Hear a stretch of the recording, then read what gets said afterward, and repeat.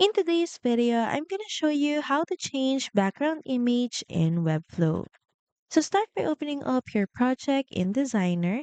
Then inside, select the section or element with an existing background that you would like to change. Then click on it. Then next is go to the Style panel in the right side and scroll down to Backgrounds section. And here beside image and gradient, click on the add button. Then next is choose image.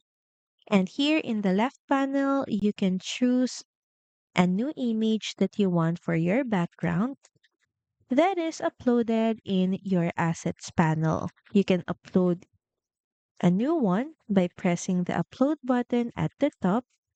Then open up your photo from your files until it's uploaded on your assets. And once uploaded, you can now use it to your site as a new background image. So that's pretty much it. Thank you very much for watching this video, and I'll see you again on the next one. Bye!